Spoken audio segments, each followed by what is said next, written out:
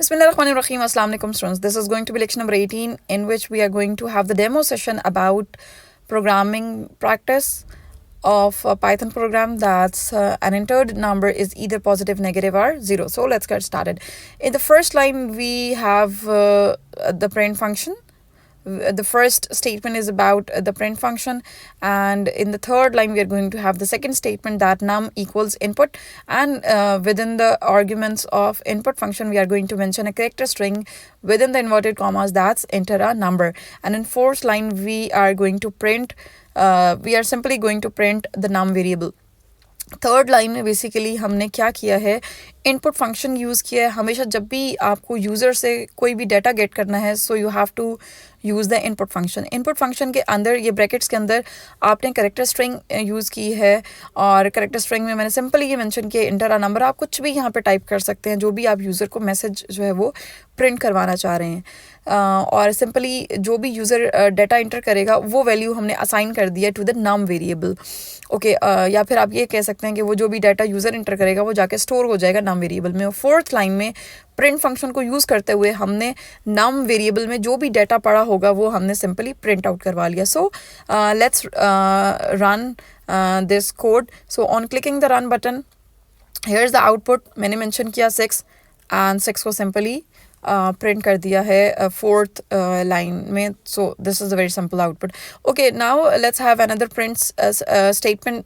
Print function हमने call किया, और प्रिंट फंक्शन को अब हम आर्ग्यूमेंट्स दे रहे हैं num + 1 के नम में जो डाटा है उसको ऐड कर दो 2 दफ़ा.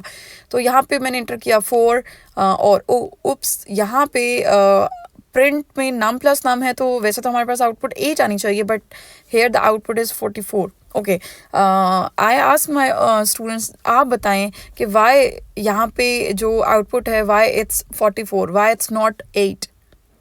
Think about it, because in the previous lectures we have already covered this concept.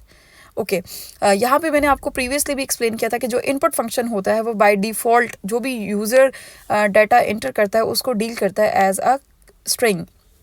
तो यहाँ में भी वो उसको डील कर रहा है एज अ स्ट्रिंग, इसीलिए वो स्ट्रिंग 4 को एज अ इंटीजर डील नहीं कर रहा, वो उसको एज अ स्ट्रिंग कंसीडर कर रहा है. और स्ट्रिंग को उसने basically strings with in the strings, जब आप प्लस का साइन यूज़ करते हैं तो उस पर एडिशन परफॉर्म नहीं होती, उस पर कंकैटिनेशन परफॉर्म होती है. इसीलिए उसने 4 को कंकैटिनेट कर दिया 4 के साथ और रिजल्ट प्रिंट कर दिया 44. इसका मतलब है कि अगर सिंपल इनपुट का फंक्शन यूज़ करेंगे तो ये तो फर्दर हमने इफ़ की कंडीशन यूज़ करनी है, so it won't work. So सबसे पहले we have to fix up this issue. इस इशू को फिक्सअप करने के लिए वी हैव टू यूज़ अच्छा, इनपुट से पहले आप जो है वो इंट का फंक्शन अगर कॉल कर देंगे so this issue will get resolve. Okay, अब ये किस तरह से रिजॉल्व होता है, यहाँ पे मैंने इनपुट से पहले जो है वो इंट का फंक्शन कॉल कर दिया, ब्रैकेट यहाँ पे भी क्लोज कर दी इंट के फंक्शन की. अब क्या करेगा कि सिंपली जो है ये उसको एक्सप्लिसिटली कन्वर्ट कर देगा into the integer value. Let's check it out. 3 and 3 + 3 is 6. Now it's working fine. Okay, आपकी बुक में जो है वो इंट नहीं है बल्कि यहाँ पे इवाल है, तो हम यहाँ पे इवाल का फंक्शन यूज़ करेंगे बिकॉज आपकी बुक में आपके सिलेबस में इवाल का फंक्शन यूज़ हुआ है. So we will definitely use eval function. Eval function से भी देखें 7 सिंपली प्रिंट हो गया, और सिंपली नीचे जो है 7 + 7 is 14. So now it's working perfectly fine. Now let's move towards the concept which we are going to practice. That's about the if condition. We are going to practice here the concept of conditional statements. सबसे पहले यहाँ पे हम if का keyword use करेंगे within the brackets of if. यहाँ पे हमें condition mention कर दिया, condition हमने mention कर दिया num equals to 0. There will be a colon and then there would be a print statement. We are going to print that the number is 0. सो अब अगर यूज़र नंबर इंटर करेगा 0 तो यहाँ पे बेसिकली कंडीशन चेक होगी. If की condition अगर true होती है, अगर नंबर वाकई में 0 है तो 0 = 0, that's return 0.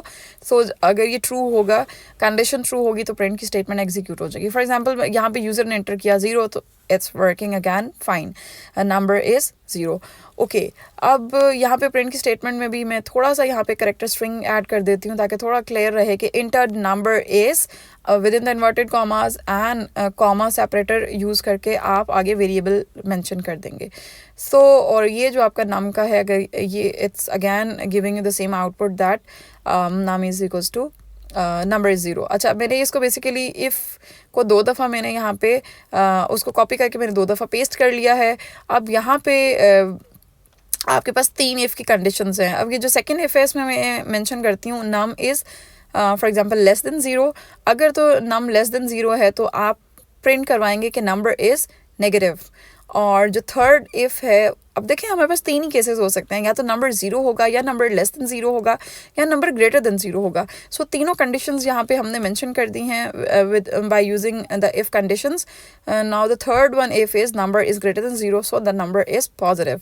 So we do have 3 if. आपके प्रोग्राम में 3 इफ़ भी हो सकते हैं। आगे क्या ऑप्शंस हो सकती हैं वो मैं आपको बताती हूँ। अच्छा, यहाँ पे अब हम मेंशन करते हैं -7। तो -7 में उसने सिंपल कह दिया कि नंबर इज़ नेगेटिव। अब हुआ ये कि -7 फर्स्ट इफ़ में जाएगा, -7 is equals to 0, that's false. तो वो की जो ब्लॉक ऑफ स्टेटमेंट है उसको एग्जीक्यूट ही नहीं करेगा। सेकेंड इफ़ पे आ जाएगा, सेकेंड इफ़ में चेक करेगा -7 is less than zero, yes that's less than zero. तो उसके अंदर जो प्रिंट स्टेटमेंट होगी उसने सिंपल उसको एग्जीक्यूट करके वहाँ पे प्रिंट आउट कर दिया है कि नंबर इज़ नेगेटिव। और नीचे वाला इफ़ जो है वो again -7 is greater than zero, that's false, तो उसने उसको डिस्कार्ड कर दिया। So that's all about. अच्छा, एक दफ़ा इसको और रन कर लेते हैं। अब हम 0 एंटर करेंगे तो number is 0, that's also working fine. और पॉजिटिव वाला रह गया तो पॉजिटिव वाले पार्ट को भी चेक कर लेते हैं। मैंने इंटर किया 9876 और the number is positive. So this was very simple. अगर आपको आता है कि फॉर एग्जांपल इस तरह का कोड लिखने के लिए, तो आप सिंपल 3 इफ़ भी यूज़ कर सकते हैं। और 3 इफ़ के बजाय the good programming practice is the first one would be if, the last one would be else, and the middle one would be else if.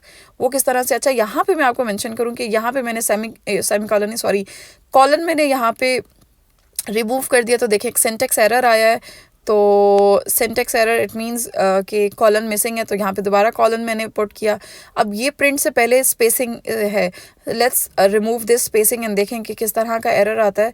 So the error is yes, indentation error आता है। Python में indentation is very important.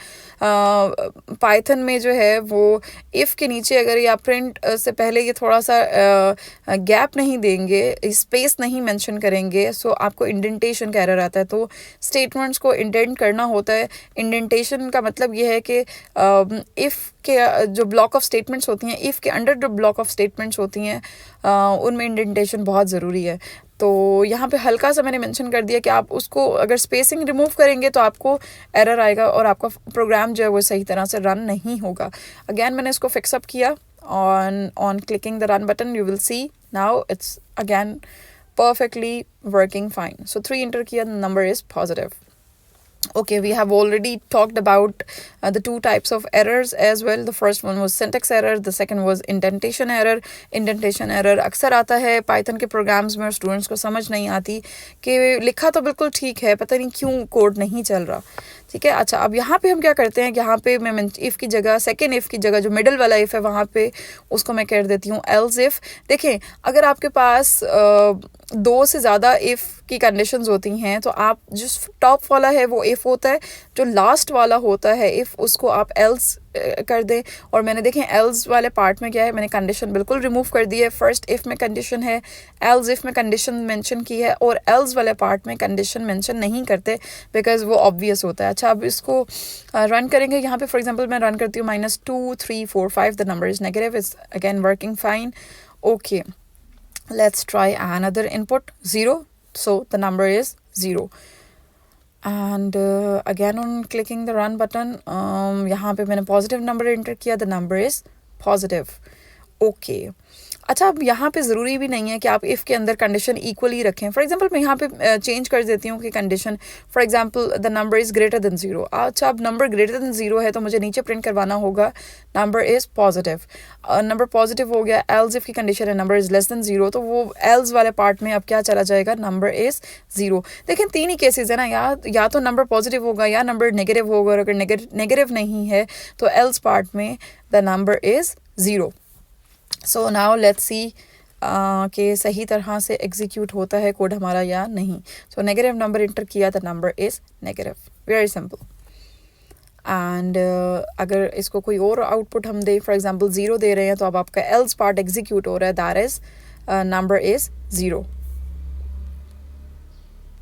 And on clicking once again 76543, the number is positive. So this was all about the Python program. I hope the program was very simple and it was very clear to you guys. In case of any question, in case of any confusion, drop your queries, drop your words in the comment section. I'll definitely reply you guys.